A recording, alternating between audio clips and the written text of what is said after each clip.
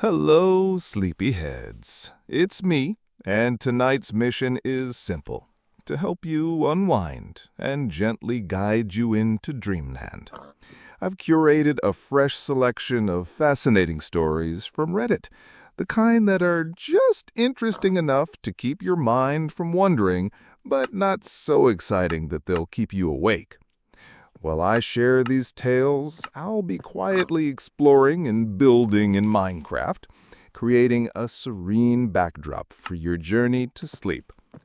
Get cozy, close your eyes if you like, and let the gentle hum of our adventure begin. Sweet dreams. So, the first question: what are you actually good at? The first Redditor replies, spelling. Sir, have you been drinking tonight? The second Redditor replies, procrastination. Why do today what I can put off to tomorrow? A third Redditor replies, distance running. I generally get bored long before I fatigue. The fourth Redditor replies, I have control over my mind. That makes me stand out. And, of course, listening to people without judging. Surprisingly underrated skill. The second Redditor replies, procrastination. Why do today what I can put off to tomorrow? A third Redditor replies, distance running. I generally get bored long before I fatigue. The fourth Redditor replies, I have control over my mind. That makes me stand out. And of course, listening to people without judging. Surprisingly underrated skill. The second question: what is the grossest thing someone has openly told you that they do regularly? The first Redditor replies, in college, I caught one of my roommates using my toothbrush, and when I looked aghast, she said, oh, you're one of those people. Yes, I am one of those people who doesn't want someone else's fucking mouth grossness on my own damn toothbrush. The audacity. The second Redditor replies, kind of similar to the family poop knife, but I knew this old man who would have massive shit. Sometimes they were so big that it wouldn't flush, apparently. So, the obvious solution for him was to use a litter scooper to relocate the poop to outdoors.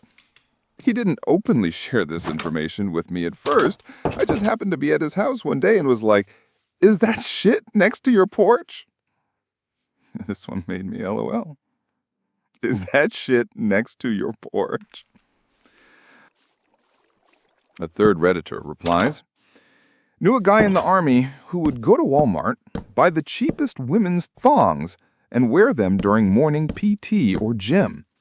Said he would even take a dump and not wipe just to get them dirty and smelly. Then he would pose as a woman online, and horny old men would pay him anywhere from $50 to $500 a pair. These men were smelling a man's sweaty ass, thinking it was a lady. I like the entrepreneurial spirit in this guy. The fourth Redditor replies, there was a kid who was on the wrestling team at our school who talked about not taking showers. He wasn't bragging about it or being obnoxious about it, just said it in passing a couple times. Anyways, he wasn't taking showers for like weeks at a time. Almost everyone on the wrestling team complained about how bad he stunk, and nobody wanted to wrestle with him. It got so bad that he actually got kicked off the team because he was so dirty he was giving other kids some sort of skin infection just being in contact with him. Gross stuff. Bro deals poison damage. The fifth Redditor replies, as an example of a fun fact, my boss shared with everyone that she makes her bed every day, but only washes her sheets once or twice a year. It was not fun. I think she realized she made a mistake when she heard all of us react. Some of us would try to follow up on this. She never got better about it. I mean, I'm sure plenty of people are like that because they're lazy to do the laundry and don't have a change for the bed sheets, but they don't go around sharing it as a fun fact. Oh, I'm kind of shocked by these guys' stories. The third question is coming up. What's genuinely the craziest shit you've seen posted on Reddit? The first Redditor replies, most of the drug subreddits can get pretty wild. One of the more depressing posts was some girl was talking about her boyfriend picked somebody up to buy drugs, and originally he was just driving across town, and then the dealer made him drive like 4 hours to another city, and the whole situation was sketchy AF, and she said her BF stopped responding, and then a few days later she said her BF still hadn't responded to her, and a day after that the post got deleted. Pretty sure her BF got killed or something real bad happened. Hey, I remember reading that post. I was wondering what happened to the guy. It's amazing how you read stories on Reddit and then wonder months or years later on about how are those people doing. The second Redditor replies, I have no idea how to find this, but I think the thread was an Ask Reddit asking, have you ever caused someone to die? Dude was a plumber's assistant installing a gas hot water heater in a family's home. To keep dust out of the heater, he'd stuffed a rag into the vent. When they were done installing, he forgot to remove it. They went back the next day to finish the job, and the police had the house taped off. The entire family of 5 had died of carbon monoxide poisoning. He managed to sneak in the back door and remove the rag before anyone figured out what had happened. He never got caught. A third Redditor replies, a poop fetish subreddit post where a Japanese guy talked about sabotaging a women's public restroom so that toilets wouldn't flush, and he walked in disguised as an old lady to collect poop in Tupperware containers. This one? This was the first one that made me utter, what the F, out loud. The fourth Redditor replies, a post where a guy confessed to murdering his girlfriend and posted photos. People called it fake and pointed out all the things they thought were fake about it. He got angry as shit and kept posting more, trying to prove he really did it. Then a different person posted a police scanner clip or something like that of a shootout that was occurring near them. The cops killed the guy and the post was proven to be real. I read that in basically real time as it was happening. 300 IQ maneuver to get a criminal to post more and more evidence against himself, potentially with clues to his location. That's it. I'm already scared of such stories. Let's read something guide. Men of Reddit, do you guys actually like to be asked out? Recently, I've been out and about with my friends. There have been instances where I see an attractive guy but don't want to bother them. Sometimes I regret my actions and wonder if there could have been a what if. The first Redditor replies, if you're cute, the chance of getting rejected are slim, unless he has a girlfriend. Plus, it takes the pressure off the guy, and he knows you're interested. Shoot your shot. Yeah, and even if he isn't interested for whatever reason, it's not total embarrassment and shutdown, it's flattering. The second Redditor replies, fuck yes, guys are dying for girls to make the first move. That's all most of us need is a real signal, like telling them you're interested. Just looking at us doesn't work. We're dumb and don't want to be creeps. If you're throwing signals at a guy and he's not picking it up, just go tell him, because more than likely, most guys aren't going to get it. That's a blind spot for guys. Pin this. A third Redditor replies, yes, it's so much rarer for men to be asked out by women than vice versa, that most of us are thrilled and flattered when it happens. And generally, I think that if you ask a guy out and he says no for whatever reason, he's more likely to be gentle and considerate about it.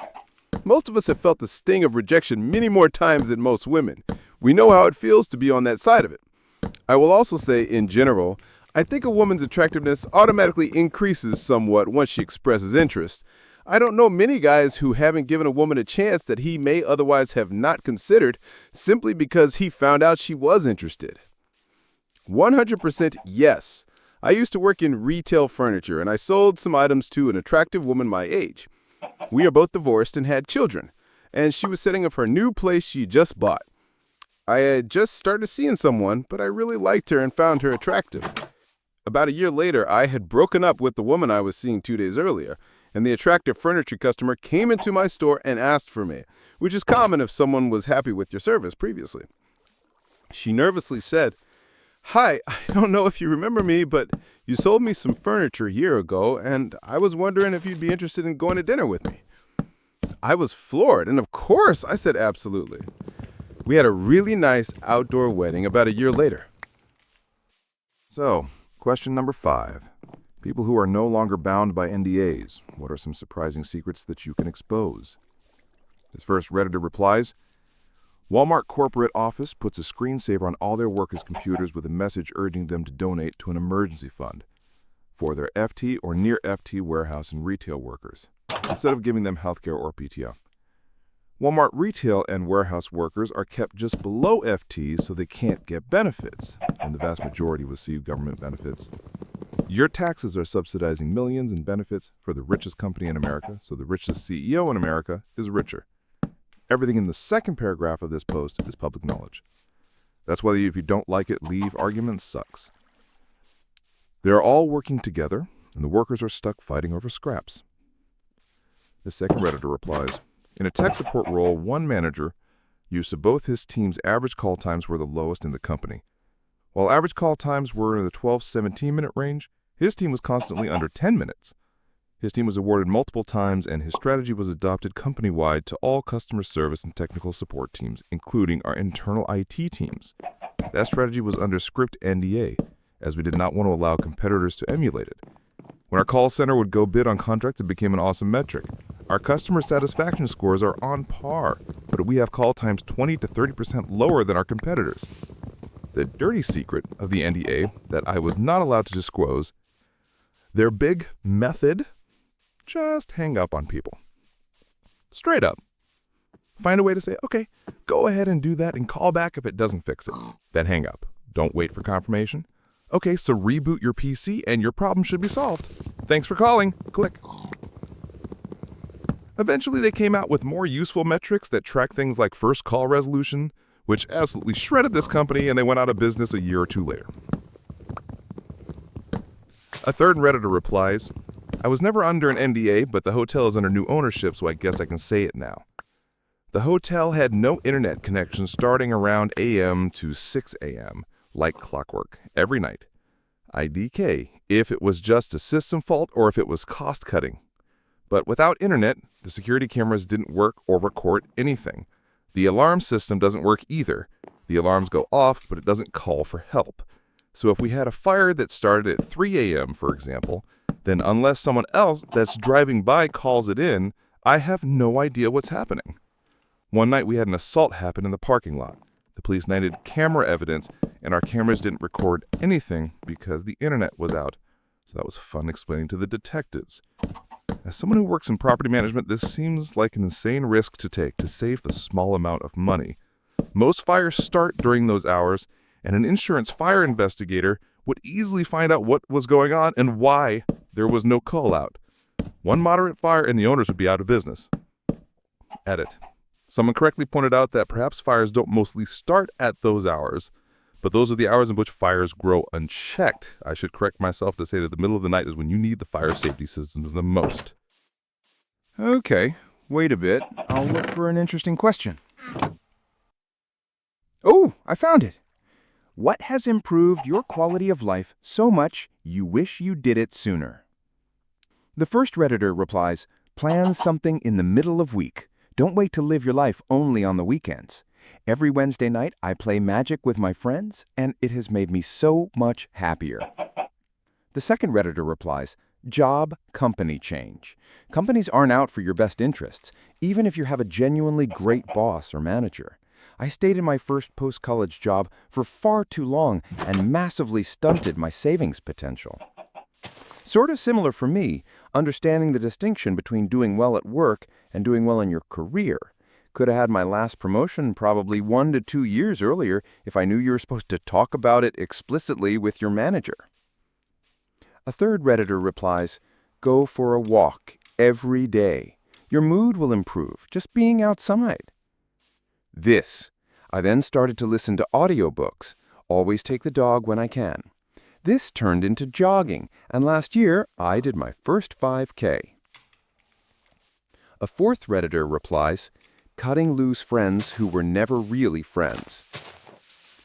My best friend of 8 years cut me loose without giving a reason. We had lived together for years in our early 20s, worked together, and ran in the same circle of friends. I imagined that we'd be friends for life. Then he met a girl. He always was the type of guy who gave 100% to a relationship, but he did this by distancing himself from his friends. Deep down, I always thought that he didn't want his GF around other guys. I hit my lowest point in life about 1 year later and was real fucking close to killing myself. My ex-friend called after I pleaded for someone to have him call me. He talked me down from killing myself and promised to call me in the morning. That was the last time that we spoke. He never called and ghosted me after that night. Him cutting me off fucking hurt. It's been 22 years and it still hurts. He occasionally appears in my dreams, and I wake up both pissed off and sad. This comment may fall into the void, and that's okay. I just needed a moment to vent. Keep your true friends close, and let them know that you care about them. Edit, fuck you, Fred. I loved you like a brother. Edit to correcting autocorrect fails. Yeah, fuck Fred. I never liked that prick. Hope you're doing better, mate. The fifth Redditor replies, quitting a toxic job.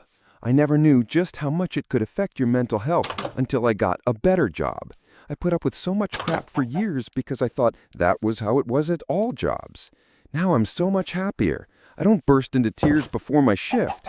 I don't have daily panic attacks because I'm worried about my boss screaming at me in front of other people. It was so liberating to be rid of my old job. Getting fired from a toxic job. I became an entirely different person once I stopped having to go there. Several of my friends remarked on it when I was at a new job. I was an entirely different person. Last question today, friends. Hopefully you'll be asleep already. What is the best book you have ever read? The first Redditor replies, The Martian Chronicles by Ray Bradbury. I found a copy in a used bookstore before traveling abroad when I was in high school, and I've read it every summer since. The second Redditor replies, A Short History of Nearly Everything by Bill Bryson. First chapter was a little slow, dry, and I almost skipped it. From then on, it was fantastic. So good, the 3 days after finishing it, I read it again. Wow. Just wow. My dad introduced me to this book many years ago, and I've reread it a few times now. Incredible book. The way he interlaces the sciences with comedy is great. A third Redditor replies, The Stand by Stephen King. It really takes you on a journey that it's hard to forget. Also, 11/22/63 by Stephen King. By far the best time-traveling book I've read. A great thought exercise of what would happen in JFK didn't get shot. In summary, Stephen King. Yes, I will second 11/22/63. Definitely in my top 5. The fourth Redditor replies, The Hitchhiker's Guide to the Galaxy. Funny, clever, well-written. No one can turn a phrase like Douglas Adams could, although Terry Pratchett came close. One of those books that I'll reread every few years and always appreciate something new in there. Okay, guys, I hope you are already sleeping and dreaming. If not, then you can go to another video on my channel and finally fall asleep. Maybe we will never see each other again. So subscribe to the channel so as not to miss the next videos. Good night.